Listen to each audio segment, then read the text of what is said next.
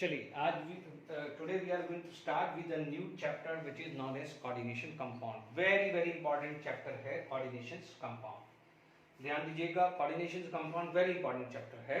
इसमें ध्यान रखना है स्पेशली जेडब्ल्यू मीन्स में क्वेश्चंस, मतलब ये मान के चलिए 2 से 3 क्वेश्चन तक आए हुए हैं। एडवांस में भी आता है, नीट में भी आता है। तो आप इस चैप्टर को बिल्कुल इग्नोर नहीं करना है, बहुत शांति से आराम से चलेंगे। देखिए, हो सकता है कुछ टॉपिक्स जो एनसीईआरटी के अकॉर्डिंग है उस अरेंजमेंट में नहीं हुआ है। मैं मेरे हिसाब से कौन सा फर्स्ट कराना कौन सा सेकंड कराना, I am going according to me only. ठीक है, तो प्लीज ये चीज का ध्यान रखिएगा। देखिए, इंट्रोडक्शंस की बात करते हैं कि कोऑर्डिनेशन कंपाउंड चीज आई कहां से। देखिए, सबसे पहले हम लोगों ने टिल डी ब्लॉक या पी ब्लॉक में भी हमने बात करी है। ठीक है, तो हमने ये पढ़ा हुआ है कि the some of the p block element and mostly d block element have a capacity to form a complex. ठीक है, यानी कॉम्प्लेक्स फॉर्मेशंस होती है। तो जो कॉम्प्लेक्स फॉर्मेशंस होती है, तो the compound produce due to the complex formations are known as complex compound. तो आजकल जो मॉडर्न टाइम में उस कॉम्प्लेक्स कंपाउंड को बोला जाता है कोऑर्डिनेशन कंपाउंड। ठीक है, तो सबसे पहले बात करेंगे कि यहां पर आएगा कि the coordinations compound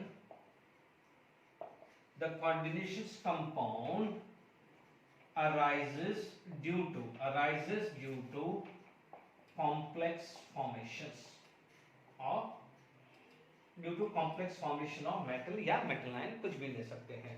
यानी कोऑर्डिनेशन कंपाउंड अराइज कहां से हुआ है? कॉम्प्लेक्स फॉर्मेशन की टेंडेंसी या कॉम्प्लेक्स फॉर्मेशन टेंडेंसी ले सकते हैं। ठीक है, बिल्कुल सिंपल है। ओके, मैं बहुत आराम से पढ़ाऊंगा, मैं आपको पहले ही कह रहा हूं। आप हो सकता है 1-2 टॉपिक आगे पीछे हो जाए है, मैं ऐसा नहीं है कि I am strictly follow NCERT का मैं ट्रेंड फॉलो कर रहा हूं जो आसान रहे। ठीक है, the coordination compound arises to. अब हम देखते हैं डे टू डे लाइफ में कोऑर्डिनेशन कंपाउंड कहां देखा है। देखिए, आप देखेंगे जब सबसे पहला आ जाएगा हीमोग्लोबिन। ठीक है, हीमोग्लोबिन गलत लिख दी है, is it clear to all of you? नहीं सही है। ठीक है, HE, हाँ ठीक है। इसमें आयरन का कॉम्प्लेक्स आता है, मान लीजिए क्लोरोफिल आता है जिसमें मैग्नीशियम का कॉम्प्लेक्स आता है, या हम डे टू डे लाइफ में पढ़ते हैं विटामिन B12 जहां पर कोबाल्ट का कॉम्प्लेक्स होता है। तो ये आप डे टू डे लाइफ में देखते ही है। हीमोग्लोबिन होता ही है, क्लोरोफिल, ये 2 चीज तो खैर हर कोई देखता है, ये कईयों को पता है या नहीं भी पता है। तो ये चीजें कोऑर्डिनेशन कंपाउंड जो हमारी डे टू डे लाइफ में बहुत बड़ा रोल प्ले करता है। Is it clear? अब आप देखिए, अभी तक जो भी हमने पढ़ा है सॉल्ट पढ़े हैं। ठीक है, the salt, the nature of a bond is ionic bond, but sometime what happen, 2 kind of a salt combine together and it is going to be form a new compound, उसे बोला जाता है molecular या combination compound. ठीक है, molecular और combination further divided depend upon their nature. ठीक है, it will further divided into the 2 part, one is double salt, another is complex salt. अभी मैं 1 by 1 सब लिखाऊंगा, अभी सिर्फ थोड़ा सा थ्योरेटिकली बोल रहा हूं। ठीक है, क्योंकि क्या होता है कि यदि हम एनसीईआरटी बुक्स को फॉलो करें तो डायरेक्टली वहां आ जाता है वर्नर थ्योरी। जब समझ में आएगी, कि जब पता चलेगा कि कंपाउंड, कॉम्प्लेक्स कंपाउंड का इंट्रोडक्शंस क्या होता है, then only you are able to understand the Werner theory. ठीक है, इसलिए वर्नर थ्योरी को मैं बाद में लूंगा, पहले सारी टर्मिनोलॉजी को क्लियर कर लेता हूं, या इसके बाद वर्नर थ्योरी मैं ले लेता हूं, कोई प्रॉब्लम नहीं। ठीक है, तो अब आप देखिएगा कि यानी it can divide into the 2 part, one is double salt, another is complex salt को यदि देखा जाए तो डबल सॉल्ट जनरली सॉलिड होता है, कंपाउंड कॉम्प्लेक्स जो है वो डिपेंड करता है, मोस्टली सॉलिड भी हो सकता है, या मान लीजिए कोई सॉल्वेंट डालो तो वो आयंस में भी टूट सकता है। ठीक है, जनरली कॉम्प्लेक्स बात करें तो सबसे मेन चीज आ जाती है कि डबल सॉल्ट क्या होता है, it loss it identity, whereas complex salt identity उतनी लॉस नहीं करता है जितना डबल सॉल्ट। ठीक है, ये खास कर ध्यान रखना है, 1 by 1 चीजों को समझने की कोशिश करते हैं, बबली ज्यादा नहीं समझ में आएगा। ठीक है, अब आप देखिए, यदि हम एग्जांपल लेके चले, ठीक है, ओके, यहां पर हमारे पास आ जाता है, देखिए सबसे पहले मैं यहां पर लिख देता हूं कि मॉलिक्यूलर और एडिशन कंपाउंड, मॉलिक्यूलर और एडिशन कंपाउंड। ठीक है, सिंपल सी बात है, टू मॉलिक्यूल कंबाइन, टू और मोर मॉलिक्यूल्स, अपन क्या बोलेंगे इसमें, डेफिनेशंस बोलेंगे, टू और more compound combined together to form new compound, है ना। Are known as, simple definition है, बहुत कॉम्प्लिकेटेड डेफिनेशन नहीं लिखा रहा हूं, आर नॉन एज मॉलिक्यूलर और एडिशन कंपाउंड, मॉलिक्यूलर और एडिशन कंपाउंड। ठीक है, सिंपल सा क्लियर हो गया। ठीक है, आप एग्जाम्पल, आप बहुत सारे एग्जाम्पल भी ले सकते हैं। Is it clear to all of you? जैसे मान लीजिए पहला आ गया है MgCl2 plus KCl2 plus 6H2, क्या आ जाएगा, KCl dot MgCl2 plus dot 6H2। जैसे अपन ने पोटाश एलम, सोडा एलम पढ़ा था, एलम पढ़ा था, it is used to remove the hardness, वो भी आप ले सकते हो। सेकेंड एग्जांपल आ जाएगा K2SO4 dot plus Al2SO4 thrice 24H2O, ये मान लीजिए K2SO4 dot Al2SO4 thrice dot 24H2O हो गया। ठीक है, कुछ एग्जांपल आपके पास ऐसे आ गए हैं कि जैसे KCN प्लस FeCN ट्वाइस ले लिया, ठीक है, FeCN6 भी ले सकते हैं, FeCN4 भी ले सकते हैं। ठीक है, मान लीजिए यहां पर आपके पास आ गया है K4 FeCN6 आ गया। ठीक है, हालांकि इसको ऐसे बाद में लिखते हैं, जैसे मान लीजिए यहाँ पर 4 लिख दिया, तो जनरली शुरू में अपन ऐसे लिख देते हैं इसको कि 4 KCN डॉट FeCN2। ठीक है, ऐसे लिख दिया है, और जिसको अपन बाद में बात करेंगे, क्योंकि क्या होता है बिना टेस्ट के कोई बात नहीं की जाती है, इसको अपन ऐसे भी लिख सकते हैं। ठीक है, ऐसा भी आ सकता है। मान लीजिए आपके पास कुछ कंपाउंड ऐसे भी आ गया है, CuSO4 प्लस 4NH3, ये पी ब्लॉक में पड़ा था, तो this is going to be form CuSO4 dot 4NH3, इसको बाद में पढ़ा गया है पी ब्लॉक में, ये पढ़ा था, ये 2 प्लस था एंड सल्फेट आयन। ठीक है, यानी यहां पर इसको ऐसा भी लिख सकते हैं। तो these are the some example of molecular और एडिशन कंपाउंड, जिसमें 2 या मोर देन 2 मॉलिक्यूल्स कंबाइन होके क्या है, it is going to be form a compound. ठीक है, नो डाउट। यहां पर अब हम धीरे धीरे बात करते हैं। जैसे आप देखेंगे यहां शुरू में 2 एग्जांपल है, यहां पर एग्जांपल है, मोस्टली आप देखेंगे यहां पर ट्रांजिशन एलिमेंट है, इन दोनों में ट्रांजिशन एलिमेंट नहीं है। तो यहां पर ट्रांजिशन एलिमेंट्स होते हैं, तो वहां पर ये स्क्वायर ब्रैकेट जैसी चीज आएगी। ठीक है, अभी बिल्कुल वर्नर थ्योरी पे कोई फोकस नहीं करना है, वर्नर थ्योरी तो बहुत बाद में आई थी, वर्नर थ्योरी तो बहुत बाद में आई थी, इसको 1700 समथिंग के अंदर इसका गया था, वर्नर थ्योरी तो 1893 के अराउंड आई थी। ठीक है, उससे पहले है, तो इसीलिए अपन कोई भी कोऑर्डिनेशन कंपाउंड में पहले ही वर्नर थ्योरी करे तो वो जस्टिफाइड नहीं होता है, जबकि कोऑर्डिनेशन और कॉम्प्लेक्स कंपाउंड तो पहले से ही डिफाइन कर दिया गया था। तो यहां पर आप देखेंगे मोस्टली यदि ट्रांजिशन एलिमेंट का कोई कंपाउंड है तो वो चांसेस होते हैं it is going to be form coordinate covalent bond. ठीक है, जिसको अपन कॉम्प्लेक्स कंपाउंड भी बोलते हैं या कोऑर्डिनेट कंपाउंड। अब आप देखो पहला डेफिनेशन आपका क्लियर हो गया है। ठीक है, क्या डेफिनेशन क्लियर हो गया है? पहले 2 एग्जांपल थे डबल सॉल्ट के, और second, third and fourth example क्या थे, कॉम्प्लेक्स कंपाउंड या कोऑर्डिनेट कंपाउंड। अब आप देखिए यहां पर बात करें, हमारे पास नेक्स्ट जो चीज आ जाती है टाइप्स ऑफ मॉलिक्यूलर कंपाउंड। अब आप देखिए नेक्स्ट चीज आ जाएगी टाइप्स ऑफ मॉलिक्यूलर और मॉलिक्यूलर कंपाउंड। ठीक है, या कॉम्बिनेशन कंपाउंड भी बोल सकते हैं, मॉलिक्यूलर या कॉम्बिनेशन कंपाउंड। ठीक है, एडिशन भी कहीं नाम दे दे तो कोई दिक्कत नहीं, ठीक है। टाइप्स बात करें तो सबसे पहला क्या आ जाएगा, पहला जो कंपाउंड आता है डबल सॉल्ट और लेटाइस कंपाउंड, डबल सॉल्ट या लेटाइस कंपाउंड, ठीक है। डेफिनेशन समझने से पहले इसका बारे में पढ़ते हैं। जैसे इसके एग्जांपल्स आपके पास आते हैं, जैसे मोहर सॉल्ट होता है, ठीक है, फेरस अमोनियम सल्फेट भी आ जाता है, मोहर सॉल्ट भी आ सकता है, ओके। देखिए मान लीजिए यहां पर अभी KCl MgCl2.6H2O कार्नालाइट्स पढ़ा था अभी अपन ने, कोर्स में पढ़ा हुआ है, या हमने पढ़ा हुआ है अभी पढ़ा था K2SO4.Al2SO4 थ्राइस 24H2O, इसे आप बोलते हैं पोटाश एलम। और यदि यहाँ पर सोडियम आ जाता है तो क्या आ जाता है, सोडा एलम आ जाएगा, ठीक है। या फेरस अमोनियम सल्फेट, ठीक है, NH4 twice sulphate dot 6H2O, इसे बोला जाता है मोर सॉल्ट, क्या बोलते हैं अपन, Mohr salt. Is it clear, ferrous ammonium sulphate, ठीक है। तो ये एग्जांपल है। अब आप देखो इसके अंदर हुआ क्या है।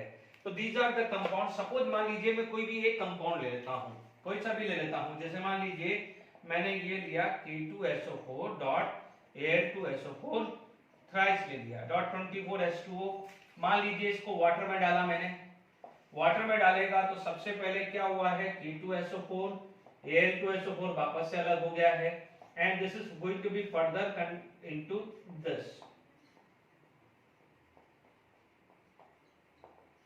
ठीक है।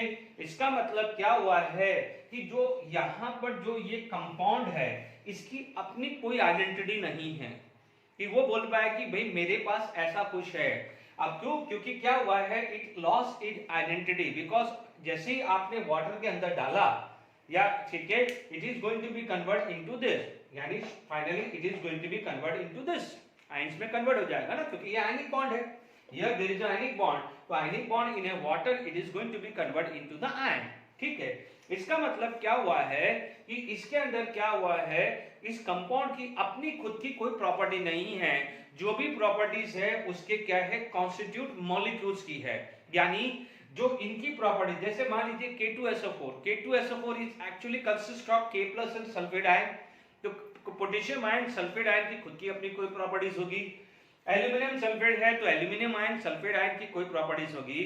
तो इसका मतलब क्या हुआ कि यदि आप इसकी प्रॉपर्टीज के बारे में चेक करने जाओगे तो आपको इसकी इंडिविजुअल कोई प्रॉपर्टीज नहीं मिलती, इसकी प्रॉपर्टीज मिलती है। यानी क्या होता है, कंपाउंड, ऐसे कंपाउंड बात कर रहा हूं, कंपाउंड लॉस इट आइडेंटिटी, ठीक है, in its aqueous solution, in its aqueous solution अपनी कंपाउंड की आइडेंटिटी लॉस हुई है, आयंस की नहीं हुई है, आयंस की तो रिटेन है, आयंस की रिटेन है। ध्यान रखना मैं क्या बोल रहा हूं, एज ए कंपाउंड वो अपनी खुद की कोई आइडेंटिटी नहीं है, बट एज ए आयन उनकी आइडेंटिटी है। तो कई बार क्वेश्चंस गड़बड़ करते हैं, कई बार क्या होता है, सर आपने तो ये बोला था, मैं बोल रहा हूं एज ए कंपाउंड अपनी आइडेंटिटी लॉस कर रहा है, बट एज ए आयंस अपनी आइडेंटिटी लॉस नहीं हो रहा है। तो आप क्या बोलोगे, ढंग से समझ सकते हैं आप, इसकी डेफिनेशन क्या ले सकते हैं, द कंपाउंड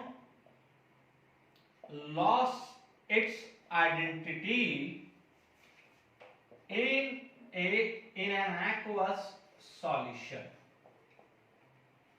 ठीक है, यानी उसे बोलते हैं डबल सॉल्ट या lattice salt. The compound loss it identity in aqueous solution, its properties is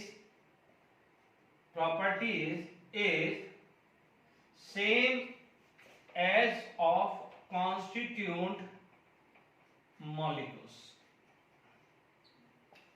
same होती है जो उसके कॉन्स्टिट्यूट मॉलिक्यूल्स की है, ठीक है। ये ध्यान रखना है, इसमें एक चीज नोट करके लिख देना है कि ions retain it identity, I am using the word ion retain it identity but compound loss it identity.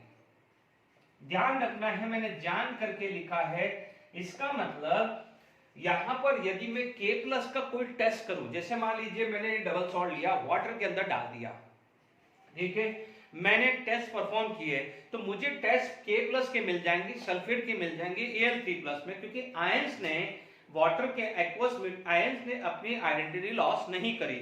यानी जो test aqueous solution of K2SO4 दे रहा था, वही टेस्ट यहां पर भी देखने को मिलेंगे। जो टेस्ट एल्यूमिनियम सल्फेट का मिल रहा था, वही इसके सॉल्यूशन में मिलेंगे।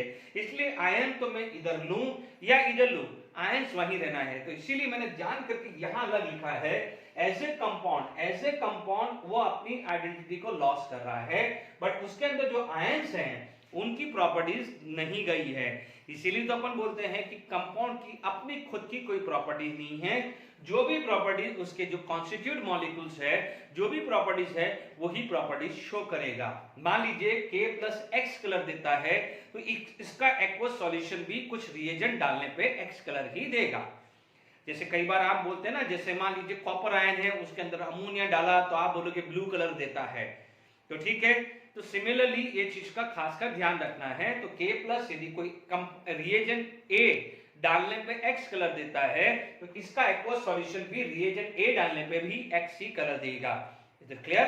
तो ये जरा कहीं बार मोस्टली तो ये यूज होता है, बट कई बार ये चीज सुनने को मिले तो ध्यान दीजिएगा, ठीक है। यहां पर ये क्लियर हुआ है, ये डेफिनेशन भी हुआ है। यहां पर आप देखिए एग्जांपल्स भी आगे मैंने यहां एग्जांपल्स भी लिख दिए हैं, ठीक है। यहां पर आप देखेंगे कि यहां पर इसके अंदर आयनिक बॉन्ड होता है, ठीक है। इसका जो फेजेस होता है मोस्टली क्या होता है, सॉलिड फेज में अक्सर होता है, ठीक है। आयंस की अपनी आइडेंटिटी मेंटेन रहती है, ठीक है। तो ये अपनी प्रॉपर्टीज को लॉस कर देता है। तो ये आयनिक बॉन्ड हुआ, तो ये आपके पास डबल सॉल्ट या लैटाइस सॉल्ट का एग्जांपल मैंने समझा दिया है। Is it clear to all of you? अब आप देखिए यहां पर हम और बात करते हैं। नेक्स्ट जो टॉपिक आ जाता है वो आ जाता है डबल कोऑर्डिनेशन कंपाउंड या कॉम्प्लेक्स कंपाउंड। उल्टा कर दीजिए, उल्टा कर दीजिए, इसमें जो भी आपके पास आएगा, ठीक है। तो यहां पर अपने पास कोऑर्डिनेशन कंपाउंड की बात करें। देखिए चीजों को समझना जरूरी है, क्योंकि देखिए वर्नर थ्योरी में जैसे ही आप जाओगे तो उसमें बोलेंगे primary valencies ionisable, secondary valencies non ionisable.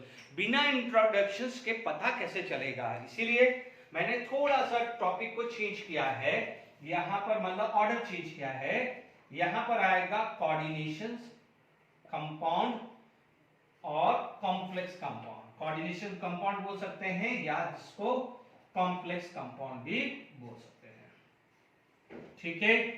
Coordination compound या कॉम्प्लेक्स कंपाउंड, बहुत सारे कॉम्प्लेक्स है, ये पूरा चैप्टर इसी का ही है, ठीक है। इसमें क्या होता है, this compound, the compound in an aqueous solution does not lose its identity। देखिए does not lose its identity or loss identity, देखिए loss identity of some of constitute particle. पूरा तो लॉस नहीं हो रहा है, बट सम लॉस हो रहा है,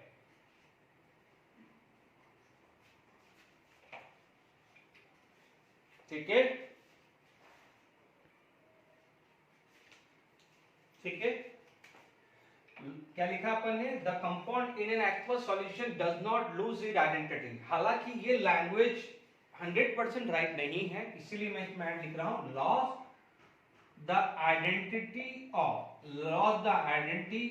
of some of constitute ions और मॉलिक्यूल्स। ये जरा सेकंड लाइन वाला जो है वो ज्यादा एप्रोप्रिएट है, ये जो सेकंड वाला है ये ज्यादा एप्रोप्रिएट है, ठीक है। जैसे यहां पर आप ये ध्यान दीजिएगा, ठीक है। जैसे मान लीजिए मैंने एग्जांपल अभी थोड़ी देर पहले लिखा था CuSO4.4NH3, ठीक है। इसको अपन क्या लिखते हैं, CuNH3 4। ये सब अपन वर्नर थ्योरी में पढ़ने वाले हैं, अब मान लीजिए इसमें मैंने वाटर डाला, तो आप देखेंगे तो आपके पास क्या होगा, इस तरह का बनेगा। ठीक है, तो अब आप देखिए कि यहां पर जो है 100% आयनाइन नहीं हुआ। डबल शॉट में क्या जाएगा, वो 100% आयन में टूट जाता है। सारे के सारा जो कंपाउंड है पूरा का पूरा आयंस में कन्वर्ट होता है। इसमें क्या हो जाएगा, सम ऑफ कॉन्स्टिट्यूट आयंस प्रोड्यूस होते हैं, सारे आयंस प्रोड्यूस नहीं होते। जैसे Cu2 प्लस था, तो Cu2 प्लस क्या है, यहां पर Cu2 प्लस नहीं है, उसकी जगह CuNH4 है, तो ये पूरा तरीके से आयंस में कन्वर्ट नहीं हुआ है। जैसे मान लीजिए अभी हमने एक जो एग्जांपल मैंने लिखा है मैं उसी पे ही बात कर रहा हूं। दिस FeCN2 था, जिसको आप लिख सकते हो K4FeCN6 आया। इसको आपने वाटर में डाला तो आप बोलोगे 4K plus N FeCN6 4 minus B हुआ। ठीक है, तो अब आप देख लीजिए कि यहां पर क्या है, the compound in aqueous solution does not lose it identity, यानी इसकी अपनी कोई ना कोई आइडेंटिटी होगी। सपोज ये कॉम्प्लेक्स एक्स कलर देता है, तो यहां पर भी वो एक्स कलर ही मिलने वाला है, वाई देगा तो वाई ही मिलने वाला है। तो अपना जो आइडेंटिटी है लॉस नहीं, डबल शॉट में अपनी खुद की इंडिविजुअल आइडेंटिटी कंपाउंड लॉस हो गई थी। वो सारी की सारी प्रॉपर्टीज किस पर डिपेंड होती थी, कॉन्स्टिट्यूट आयन पे डिपेंड होती थी या कॉन्स्टिट्यूट मॉलिक्यूल्स पे डिपेंड होती थी, जबकि यहां पर क्या है, इस पे डिपेंड नहीं होगी। ठीक है, क्लियर हुआ कि नहीं हुआ? यहां पर आप इतना ध्यान रखना है कि सम ऑफ आयन और मॉलिक्यूल लॉस इट्स आइडेंटिटी, ये खासकर ध्यान रखना है। जबकि डबल शॉट में आयंस अपनी आइडेंटिटी लॉस नहीं कर रहा है, गलत ध्यान रखना है। आयंस किसको बोल रहा हूं, कंपाउंड। यदि मैं सल्फेट की बात करूं तो मैं आयंस की बात करूं, बट मैं इसकी बात करूं तो मैं कंपाउंड की बात करूंगा। तो ये गलती मत करना है, क्योंकि क्वेश्चंस में गड़बड़ नहीं होना चाहिए। अब आप देखो, सम ऑफ द आयंस और मॉलिक्यूल्स लॉस इट आइडेंटिटी। यहां पर यदि टाइप ऑफ बॉन्ड देखें, क्योंकि ये आयंस में कन्वर्ट हुआ है, तो यहां पर बॉन्ड आपको मिलेगा आयनिक बॉन्ड। ठीक है, ये आयंस नहीं हुआ है तो एंड इसे क्या बोलते हैं, कोऑर्डिनेट बॉन्ड। क्या मिलता है आपको, कोऑर्डिनेट बॉन्ड। क्या क्या मिलता है, यहां पर मिलता है कोऑर्डिनेट बॉन्ड, यहां पर कोऑर्डिनेट बॉन्ड मिलता है, और ये मिलता है आपका आयनिक बॉन्ड। ये जब आप वर्नर थ्योरी पे पढ़ेंगे तो इसके बाद जो भी वर्नर थ्योरी पे जो भी है हम डिटेल में बात कर लेंगे। ठीक है, आपको देखने को मिला है, इसे क्या बोल सकते हैं, कॉन्स्टिट्यूट आयन बोल सकते हैं, इसे कोऑर्डिनेशन स्फीयर बोल सकते हैं। तो मैं टर्मिनोलॉजी भी में बात करूंगा। तो यानी हमारे पास कंक्लूजन क्या निकला है, कॉम्बिनेशन या मॉलिक्यूलर या एडिशन, इसे एडिशन कंपाउंड भी बोल सकते हैं। ठीक है, ये मैंने एडिशन कंपाउंड भी बोल सकते हैं। कॉम्बिनेशन लिखा है तो जनरली एडिशन भी लिख सकते हैं। ठीक है ना, कॉम्बिनेशन या एडिशन। एडिशन क्योंकि अपन ने शुरू में एडिशन लिख दिया था, इसलिए मैंने यहां पर एडिशन डाल दिया है। ठीक है, तो यहां पर आप देखेंगे तो डबल शॉट में compound loss in identity, ions की आइडेंटिटी लॉस नहीं हुई है। डबल कॉम्प्लेक्स कंपाउंड के अंदर इट रिटेन इट आइडेंटिटी, या हम बोल सकते हैं कि सम ऑफ कॉन्स्टिट्यूट आयन या मॉलिक्यूल्स अपनी आइडेंटिटी लॉस कर सकता है, यानी कंपाउंड की आइडेंटिटी मेंटेन रहेगी या थोड़ी बहुत अपनी खुद की आइडेंटिटी मेंटेन होगी। इसमें सम ऑफ आयंस, जैसे मान लीजिए कॉपर आयन है, उसका कोई टेस्ट करो नहीं मिलने वाला। मान लीजिए यहाँ पर Fe2+ आयन है, तो वहां पर टेस्ट करो तो नहीं मिलने वाला। जैसे याद करिए फेरस अमोनियम सल्फेट, जब फेरस अमोनियम सल्फेट में Fe2+ का टेस्ट करोगे तो वो टेस्ट पॉजिटिव होगा, जबकि यहाँ पर आप Fe2+ का टेस्ट करोगे तो वो टेस्ट नेगेटिव आने वाला है, क्योंकि यहाँ पर Fe2+ अब वो नहीं रहा है, वो Fe2+ की जगह ये आयंस हो गया है। ठीक है, ये चीज का खासकर ध्यान रखना है। डबल सॉल्ट और दिस बिल्कुल सिंपल है। डबल सॉल्ट अपनी आइडेंटिटी लॉस करता है, कॉम्प्लेक्स कंपाउंड अपनी आइडेंटिटी रिटेन रखता है, या कुछ कॉन्स्टिट्यूट आयंस की अपनी आइडेंटिटी लॉस कर देता है।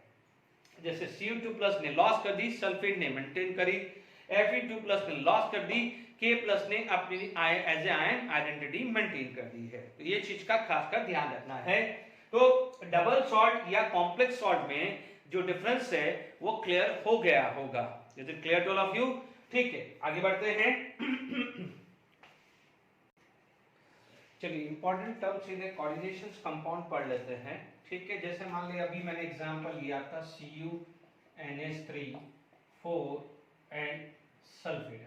ठीक है, this is the complex compound. ठीक है, कॉम्प्लेक्स कंपाउंड है।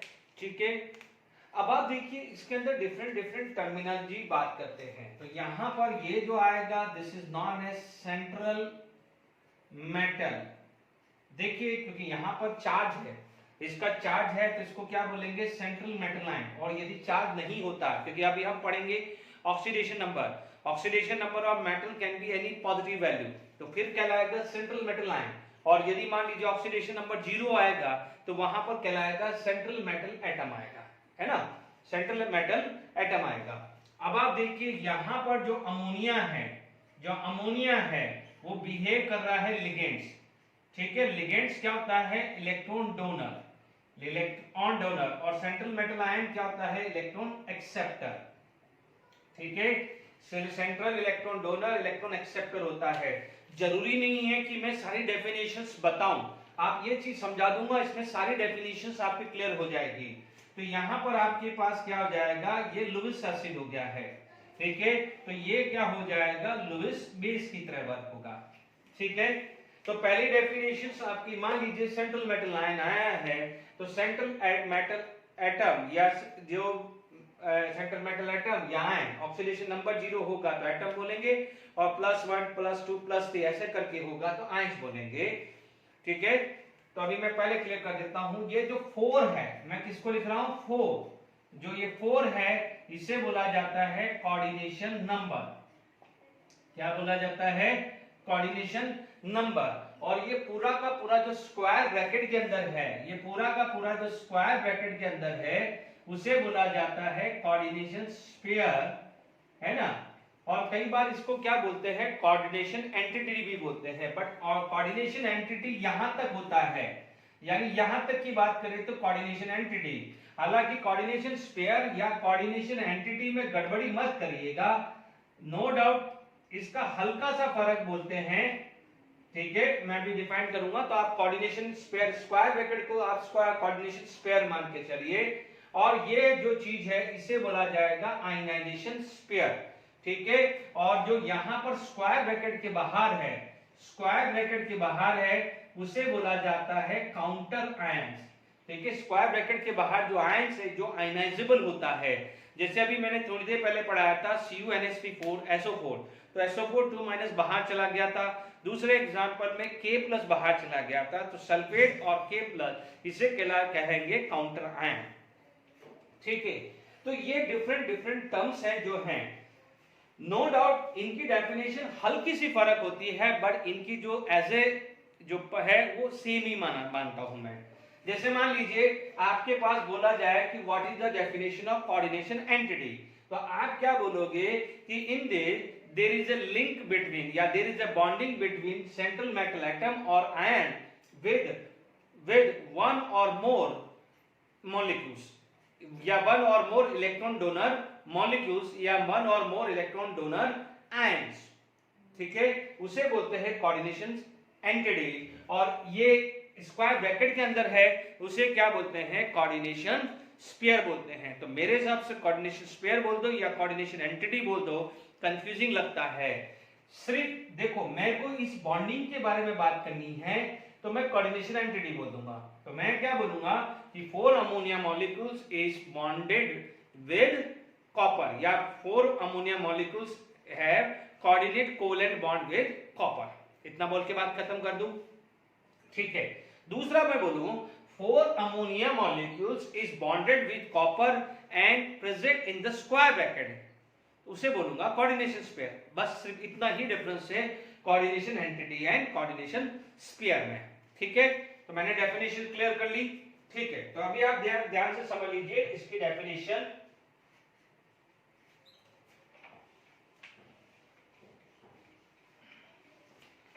देखिए यहां पर हमारे पास बात करें, देखिए पहली डेफिनेशन जो है आपकी आ जाती है कोऑर्डिनेशन एंटिटीज की। ठीक है, कोऑर्डिनेशन एंटिटी की बात करें तो मैं लिख सकता हूं कि ए सेंट्रल मेटल एटम्स या ions are directly attached by atom या ion by fixed number of ions या molecules। ठीक है, इसे क्या बोलते हैं, कोऑर्डिनेशन एंटिटीज बोले हैं।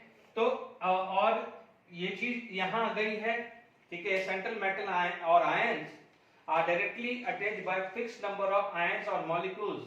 इसे क्या बोलते हैं, कोऑर्डिनेशन एंटिटी बोलते हैं। Is it clear? मान लीजिए यहां पर मेरे पास कोई एग्जांपल आ गया CuNH3 4 2+, तो मैं बोलूंगा कि 4 ammonia is attached to Cu2+। ठीक है, मान लीजिए मेरे पास कोई और एग्जांपल्स मेरे पास आ गया है, जैसे अभी पढ़ा था FeCN6 4-, कुछ भी ले सकते हो। तो आप क्या बोलोगे, 6Cn-, ये तो आयंस आ गया, ये मॉलिक्यूल्स आ गया है, इज अटैच्ड टू Fe2+। ठीक है, ये चीज क्लियर हो गया है। This is known as coordination entity. ठीक है, अब आप देखिए यहां पर इसी डेफिनेशंस को मैं बात करता हूं।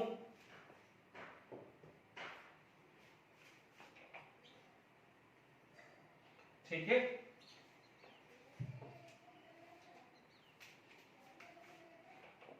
हालांकि मेरे हिसाब से तो कोई प्रॉब्लम ही नहीं है। अब आप देखो मैं क्या चेंज कर रहा हूं, a central metal are directly attached to fixed number of ions molecules enclosed in square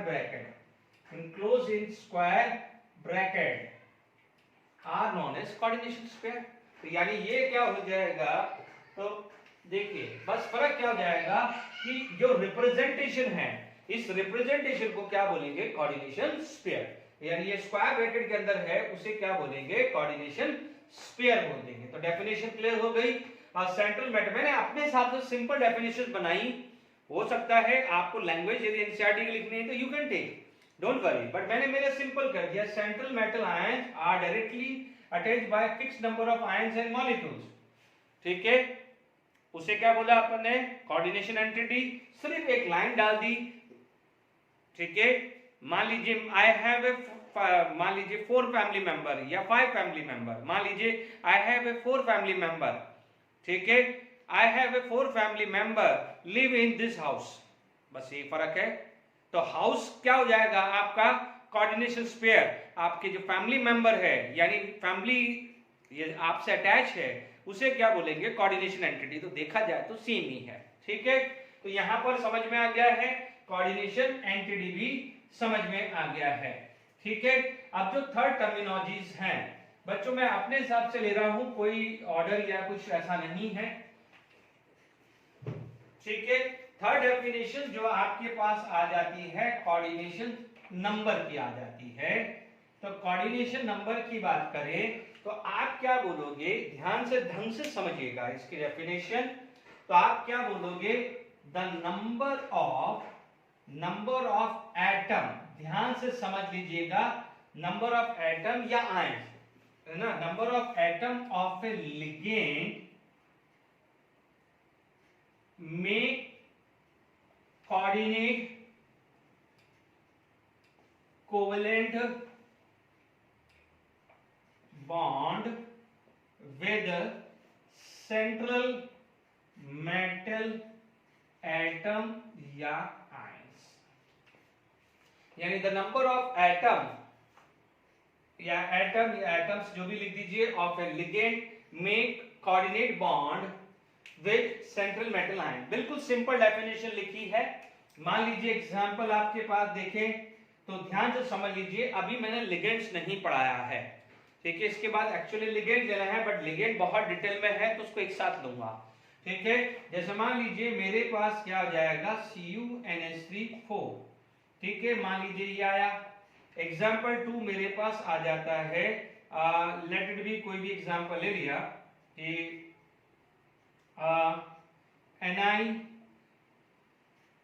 NiEn, या मान लीजिए Cr ले लेता हूं, CrEn थ्राइस और 2+। मान लीजिए मेरा ये एग्जिस्ट होता है नहीं होता, मैं समझा दीजिए। यहां पर यदि कोऑर्डिनेशन नंबर बोले तो ये 4 आएगा, यहां पर कोऑर्डिनेशन नंबर आएगा तो 6 आएगा। एक्चुअली क्या होता है, इसका स्ट्रक्चर अभी अपन पढ़ेंगे, तो इसका जो स्ट्रक्चर जो आएगा मैं अभी समझाऊंगा। देखिए ये En जो है, this is the short form of CH2NH2, CH2NH2। Please wait, इसके बाद एंड में मैं लिगेंड्स पढ़ाऊंगा, ठीक है ना, इसलिए वेट करना है। तो यहां पर क्या है, डोनर एटम 2 है, डोनर एटम कितने हैं, 2 है। तो व्हाट हैपन, यहां पर जो स्ट्रक्चर बनता है वो ऐसा बनता है 1, ठीक है। अभी अपन ने स्ट्रक्चर बनानी है अभी, ठीक है, दिस इज द, ये कैसे बनता है वो सब एक्सप्लेन करूंगा, डोंट वरी, बट अभी ये समझ लीजिए कि ऐसा कंपाउंड होता है, ठीक है।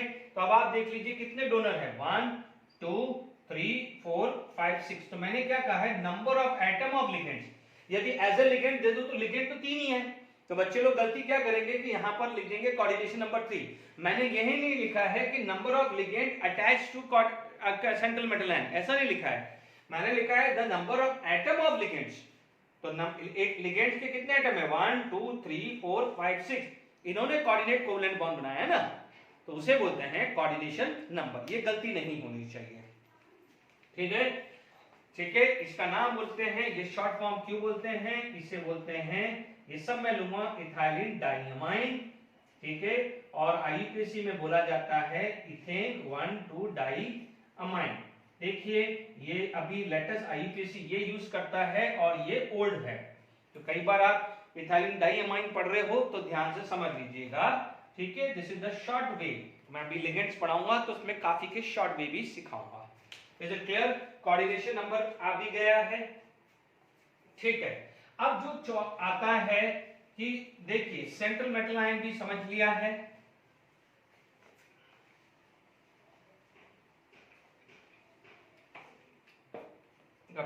सेंट्रल मेटल आयन रब कर दो बराबर, ठीक है। सेंट्रल मेटल आयन तो आप बोलोगे इन्हें coordinate entities,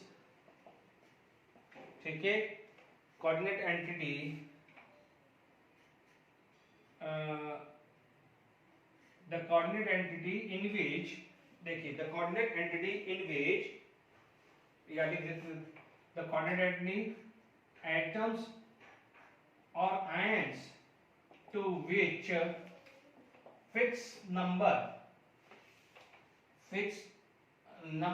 of ions molecules directly attach. और वो डायरेक्टली अटैच का मतलब कोऑर्डिनेट कोवलेंट बॉन्ड है, ठीक है, डायरेक्टली अटैच हो जाता है, ठीक है। डायरेक्टली अटैच आ जाएगा N and R and directly attach in a geometrical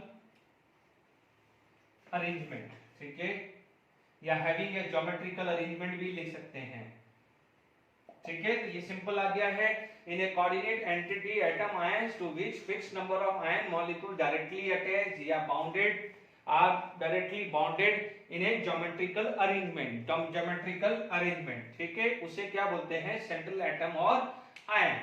अब आप देखिए सेंट्रल एटम आयन यहां पर क्लियर हो गया है, ठीक है। यदि मान लीजिए आपके पास नेक्स्ट जो डेफिनेशंस आ जाती है, ठीक है, यदि हमारे पास डेफिनेशंस जो आ जाती है वो आ जाती है oxidation number of central metal atoms या आयंस, ठीक है। तो आप क्या बोलोगे, it is the charge on metal atoms और आयंस, ठीक है। एक चीज का ध्यान रख लेना, it is known as lowest acid, ये भी ध्यान रखना है, it is known as lowest acid, ठीक है।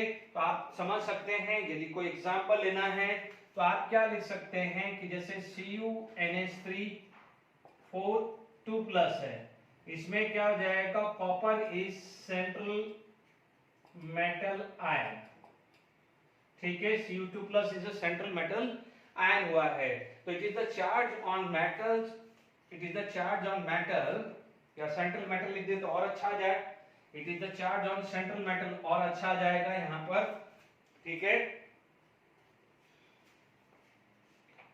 central atom if all the ligand is all the ligand is removed, if all the ligand is removed and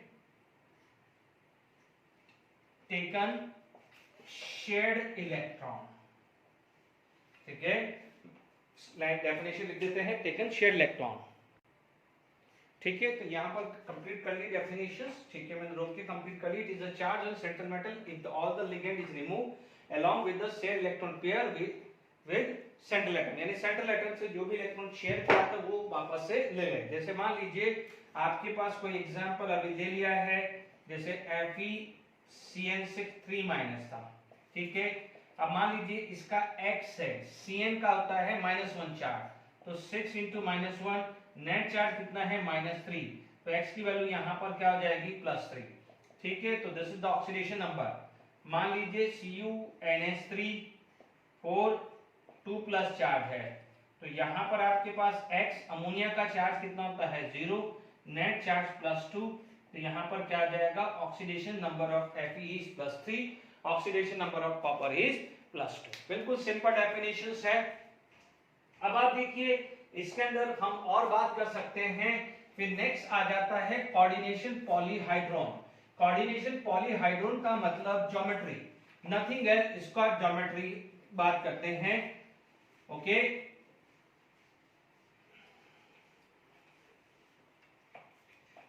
coordination पॉलीहाइड्रोन,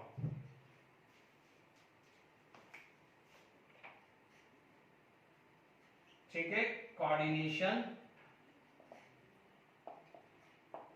पॉलीहाइड्रोन, वापस spelling गलत लिख दी,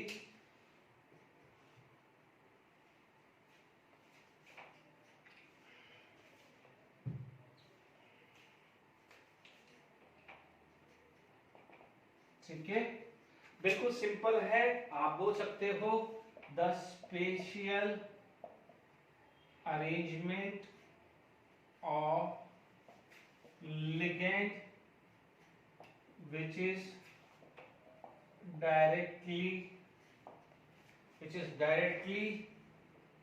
attached to central metal atoms या ions, ठीक है। the spatial arrangement of ligand which is directly attached to central metal ion is known as ठीक है, ये क्या बोलेंगे, कोऑर्डिनेशन पॉलीहाइड्रोन, या मैं सिंपल इसको बोल सकता हूं ज्योमेट्री। जैसे अभी हम आगे पढ़ेंगे तो ध्यान दीजिएगा, मैं ज्योमेट्री पढ़ाऊंगा। जैसे मान लीजिए कई जगह आपसे ज्योमेट्री बोला जाता है, फॉर एग्जांपल जैसे NiCl4 2-, ठीक है, इसमें ज्योमेट्री आ जाएगी, ये ज्योमेट्री आ जाएगी टेट्राहेड्रल, ठीक है।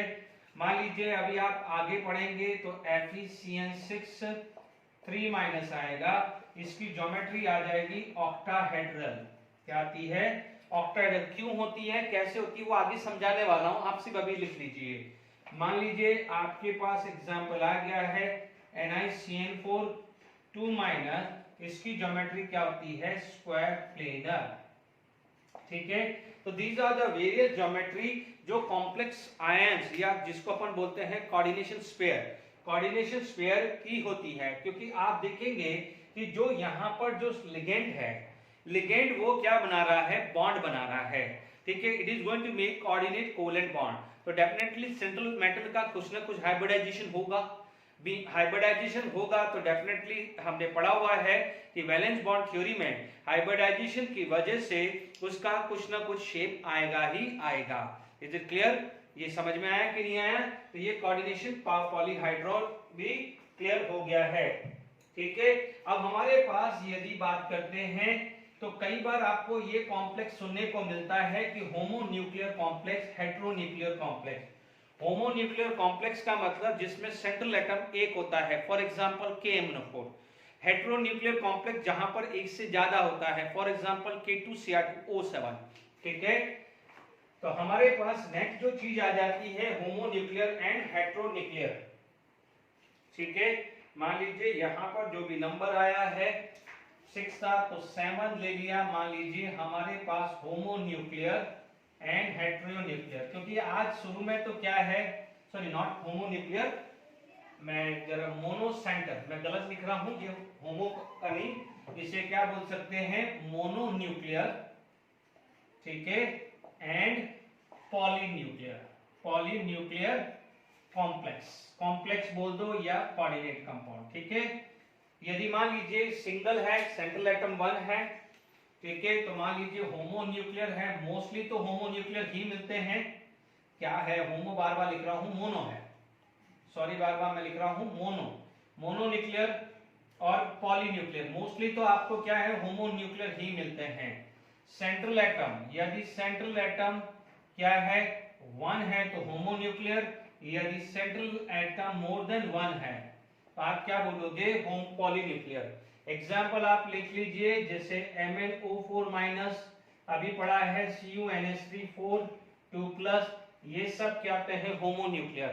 पॉलीन्यूक्लियर में आप देख सकते हैं Cr2O7 2-, this is known as polynuclear, ठीक है।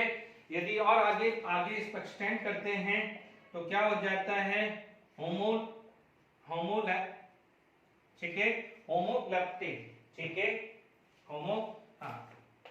लैप्टिक एंड हेटेरोलैप्टिक, ठीक है। इस कॉम्प्लेक्स सिंपल है, जैसे मान लीजिए एक ही टाइप का हो, एक ही टाइप का लिगेंड है, मान लीजिए हमारे पास कोई एग्जांपल लिया है, ठीक है, यानी मान लीजिए होमोलैप्टिक और मान लीजिए हेटेरोलैप्टिक, स्पेलिंग देख लीजिएगा। यदि लिगेंड एक ही टाइप का है, जैसे मान लीजिए CuNH3 2+, है ना, लिगेंड वन काइंड, यदि एक ही only one ligand, one type का लिगेंड हो तो उसे क्या बोलते हैं, होमो टाइप, है ना। हेटेरोलैप्टिक का मतलब जैसे CuNH3 Cl2, मान लीजिए कोबाल्ट का +1 चार्ज है तो +3 - 2, यहाँ पर क्या हो जाएगा, लिगेंड आ जाएगा 2 टाइप, 2 टाइप के लिगेंड है। कौन कौन से हैं, यहाँ पर लिगेंड कौन है, एक अमोनिया है एंड एक Cl- है, जबकि यहाँ पर लिगेंड कौन है, ओनली अमोनिया है, ठीक है। जबकि यहाँ पर 2 टाइप के हैं, उसे क्या बोलते हैं, हेटेरोलैप्टिक होता है। Is it clear to all of you. तो यहाँ पर मैंने आपको ये कॉम्प्लेक्स के बारे में भी बता दिया है कि होमोन्यूक्लियर। अब आप देखिए जो सबसे इंपॉर्टेंट आ जाता है, ठीक है, जो आता है लिगेंड्स आ जाते हैं, ठीक है, इसलिए मैंने लिगेंड्स को सबसे लास्ट में ही एक्सप्लेन किया है, ठीक है। अब आप देखिए यहाँ पर जो नेक्स्ट टर्मिनोलॉजी जो आ जाती है वो आ जाती है लिगेंड्स, ठीक है। मान लीजिए यहाँ पर आपके पास क्या आ जाता है, लिगेंड्स, ओके। तो लिगेंड्स क्या हो जाता है, इलेक्ट्रॉन डोनर, इलेक्ट्रॉन जो है डोनर, तो आप क्या बोल सकते हैं कि जो है electron donor, electron donor is known as ligand, ठीक है। यानी मैंने सिंपल सी डेफिनेशन लिख दी है, इलेक्ट्रॉन डोनर यानी इन कॉम्प्लेक्स एंटिटी, ठीक है, the ions or molecules which is directly attached, तो आप ये भी डेफिनेशन लिख सकते हैं, ये तो सिंपल डेफिनेशन लिख दी है।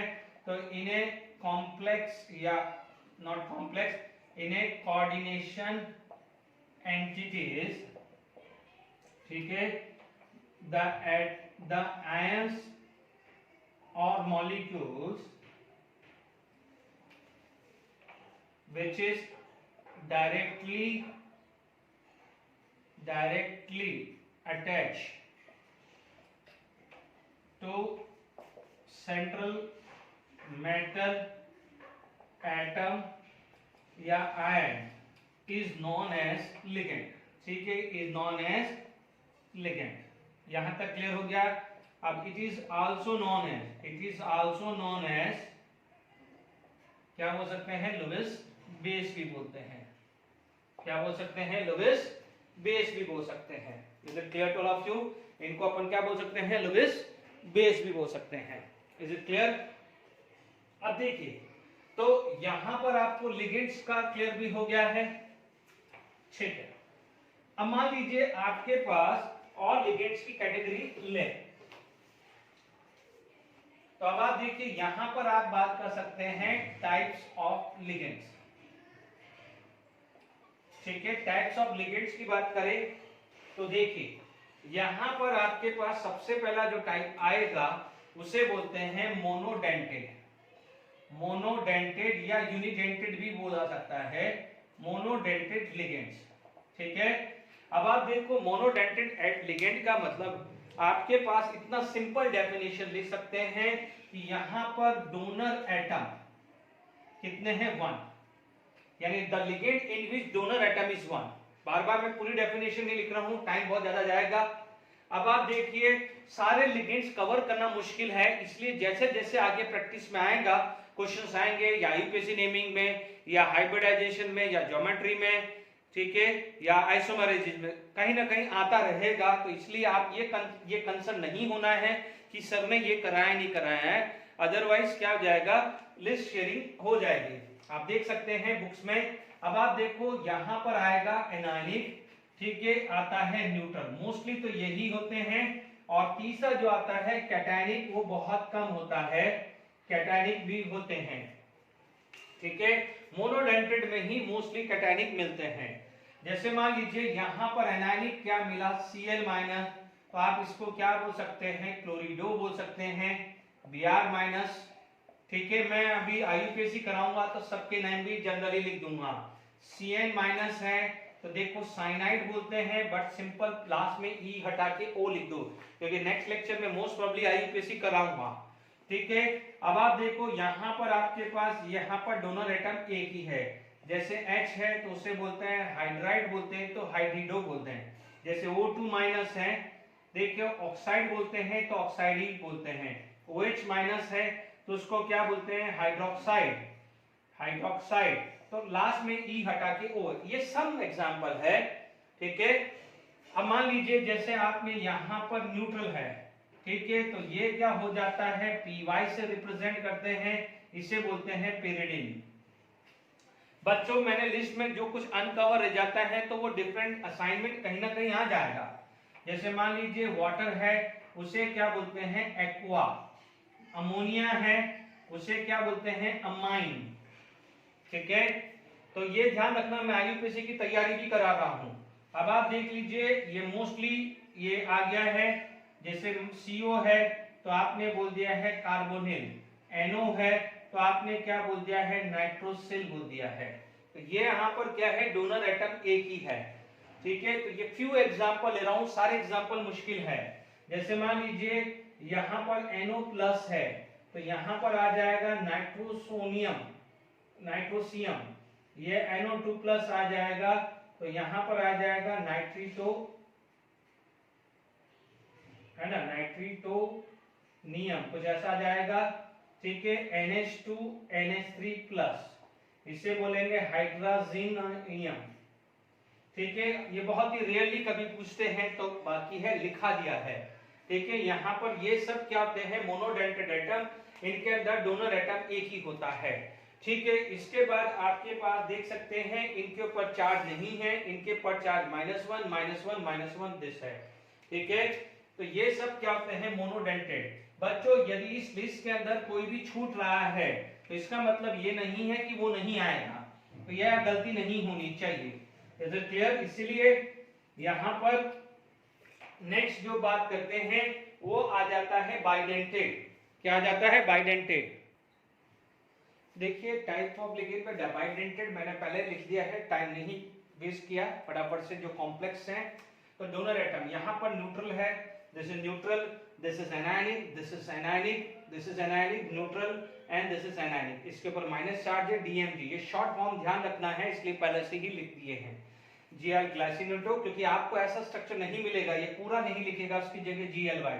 जैसे अभी थोड़ी देर पहले मैंने लिखाया था ना, जैसे लिखा CrEn थ्राइट लिख दिया है, तो इसकी जगह मान लीजिए ऐसा हो सकता है कि CrGly3 या CrDMG3 ऐसा कुछ आ जाए, तो आप ध्यान से समझ लीजिएगा, ठीक है ना। तो ये क्लियर हुआ। इसे क्या बोलते हैं? कार्बोनेट। कार्बोनेट तो हो जाएगा कार्बोनेट, ई हटा के ये होता है सल्फेट, तो ये क्या हो जाएगा? सल्फेटो, ठीक है। इथेन 1,2 डाइअमाइन, इसे क्या बोलते हैं? बाइडेंटेड। अब आप देखिए बाइडेंटेड के बाद क्या हो जाता है? ट्राइडेंटेड। इसके बाद जनरली पॉलीडेंटेड होते हैं, ये बहुत कम होते हैं, ठीक है। अब आप देखिए इसमें बहुत सेलेक्टेड, इसके बाद मोस्टली आपको मोनोडेंटेड और बाइडेंटेड ज्यादातर मिलते हैं, ठीक है। बाकी तो क्या है, बहुत सेलेक्टेड हो जाते हैं। Clear to all of you? देखिए यदि मान लीजिए ट्राइडेंटेड की बात आई, ट्राइडेंटेड का है थर्ड केस आ जाता है, तो आपको बोल दिया है ट्राइडेंटेड, तो डोनर एटम कितने हो जाएंगे इसके अंदर? 3 आ जाएगा, डोनर एटम 3 आ जाएगा। तो आप देख लीजिए इसी चीज को मैं ले रहा हूं NH2, यहां पर NH2 लिख दिया, ठीक है। पहला केस एग्जांपल। दूसरा एग्जांपल मान लीजिए यही केस लिया, ठीक है, यहां मैंने और बढ़ा दिया, ठीक है। मान लीजिए मैंने यहां बढ़ा दिया, ठीक है। इसी केस को ही लिया है, मान लीजिए यहां पर डोनर एटम कितने हैं? 1 2 3, यहां पर डोनर एटम 1 2 और 3 आया, ठीक है। इसका नाम क्या बोलते हैं? इसका नाम आ जाएगा प्रोपेन 1 2 3 ट्राइअमाइन, ठीक है। तो यहां पर प्रोपेन 1 2 3 ट्राइअमाइन, तो इसका शॉर्ट फॉर्म PTN भी बोलते हैं, PTN भी बोल सकते हैं। इसका क्या हो जाता है? ध्यान दीजिए ये और ये दो इथाइलिन है, दो इथाइलिन, ठीक है, CH2, तो ये क्या बोलेंगे? डाई इथाइलिन, डाई इथाइलिन ट्राइअमाइन, ठीक है, डाई इथाइलिन ट्राइअमाइन। जैसे यहाँ पर इन लिखा है तो यहाँ पर लिखेंगे डाई इन। क्लियर? तो ये चीज का ध्यान रखना है। और तीसरा एग्जांपल जो आता है वो आता है फॉस्फेट।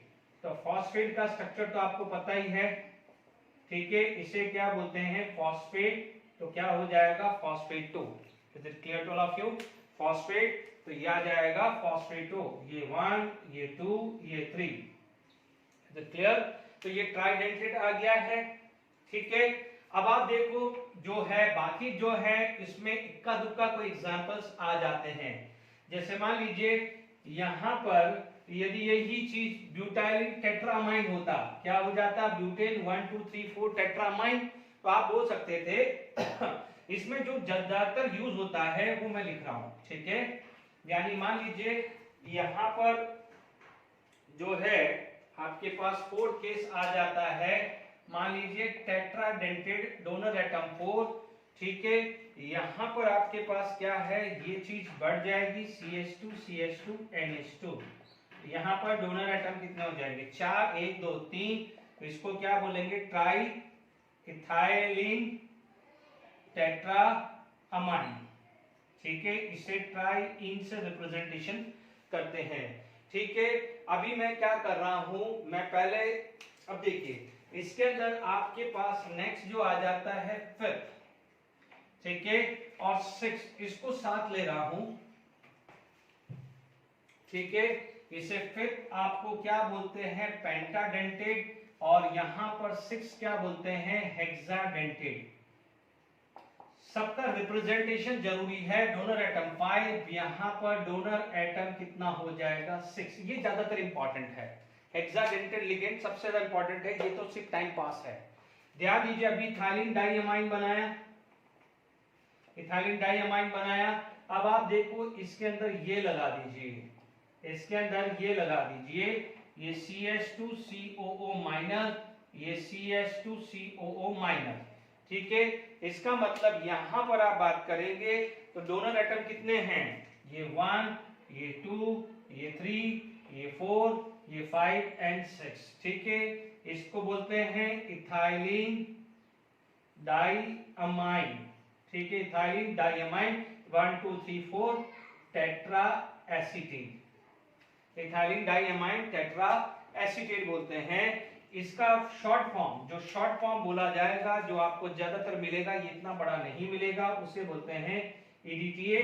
यहाँ पर यदि चार्ज बोले तो इसका चार्ज -4 होता है, 1 2 3 and 4।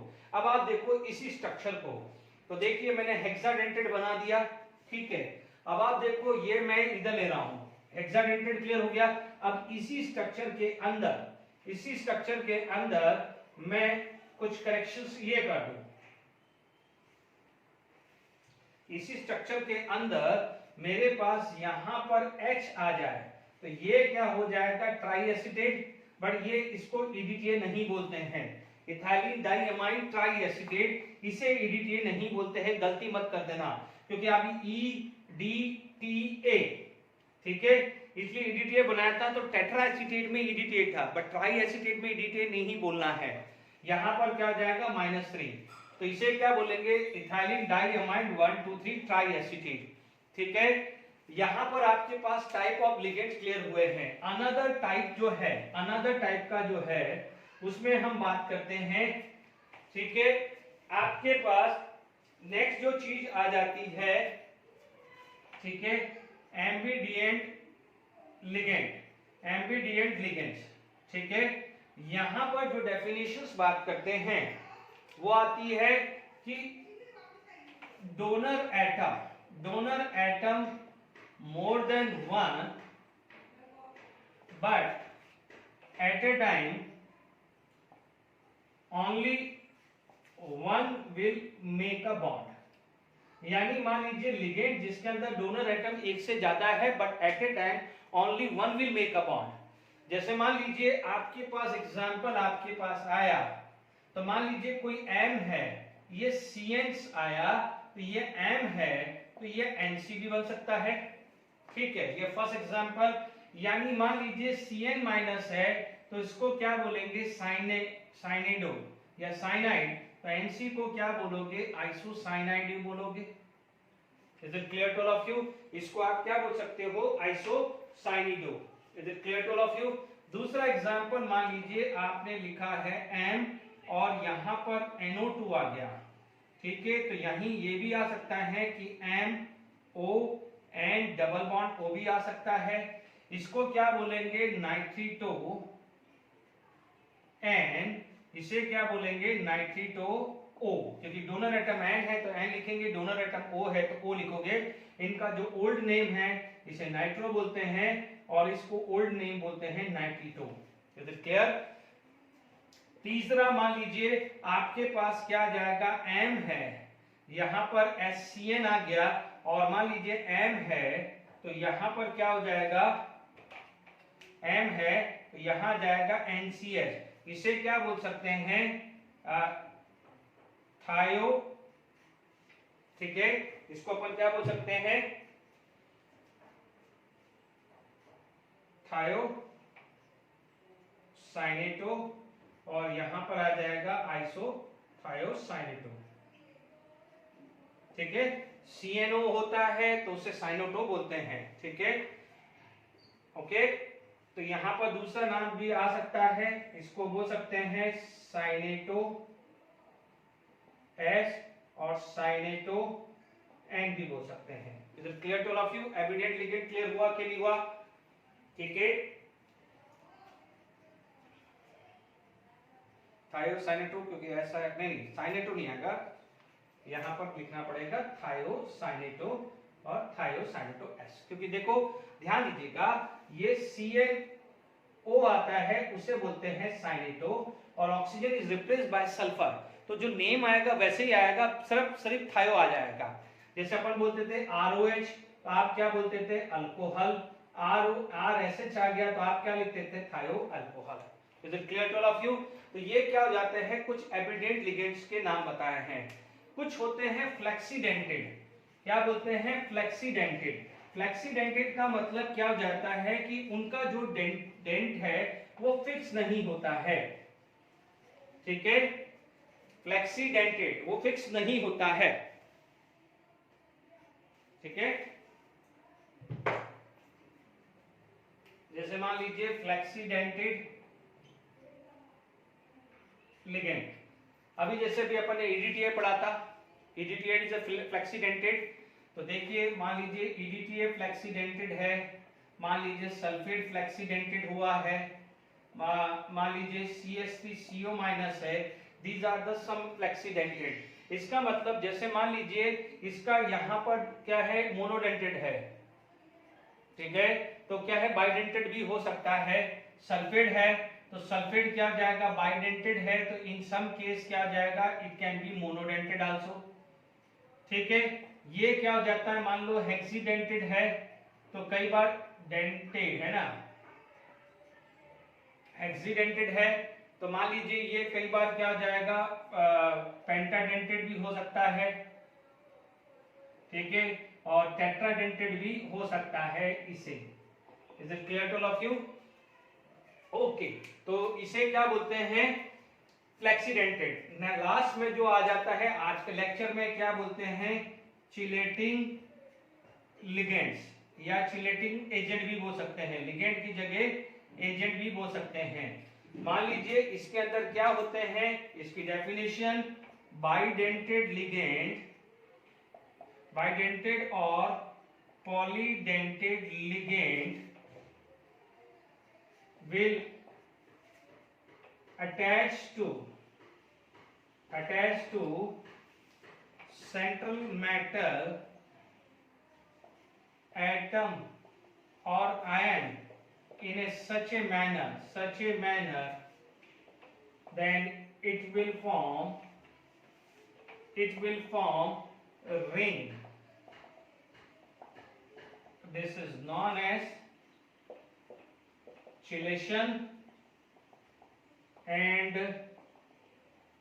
ligand is known as chelating ligands, ठीक है। जैसे मान लीजिए आपके पास चिलेटिंग लिगेंड्स आ गया है, मान लीजिए अभी हमने पढ़ा था, जैसे एग्जांपल लिया CrEn thrice, let it be, ये 2+ है, तो अभी थोड़ी देर पहले मैंने एग्जांपल लिया था, ये En है, ठीक है, ये En है, ठीक है, और ये En है, ठीक है ना। अभी थोड़ी देर पहले बनाया था ना, CrNH2 CH2 CH2 NH2, ठीक है, यहाँ पर आया NH2 CH2 CH2, ठीक है, यहाँ पर आपके पास ये आया है NH2 CH2 CH2 NH2, यानी इसको ऐसे भी लिख सकते हैं। तो अब आप देखो यहाँ पर क्या हुआ है, रिंग फॉर्म हुई, तो ये क्या हो जाएगा, जो En है उसे क्या बोलेंगे, चिलेटिंग लिगेंड्स, ठीक है। तो यहाँ पर कितनी रिंग फॉर्म हुई, यहाँ पर रिंग कितनी फॉर्म हुई है, 3 रिंग फॉर्म हुई है, तो इसे इस प्रोसेस को क्या बोलेंगे, ये डायग्राम आप बनाया तो आपने ये 2+ लिख दिया, ठीक है, इस प्रोसेस को क्या बोलेंगे, चिलेशन, और जो ये En है उसे क्या बोलेंगे, चिलेटिंग लिगेंड। आई होप आज हमने टर्मिनोलॉजी या इंट्रोडक्शंस पढ़ा है, जो वर्णन थ्योरी है अब हम नेक्स्ट लेक्चर पे ही ले पाएंगे, ठीक है। तो ध्यान दीजिएगा, आप उसी हिसाब से टॉपिक पढ़िएगा, ठीक है, एनसीईआरटी में डेफिनेशंस रीड आउट कर लीजिएगा। Thank you very much for today lecture.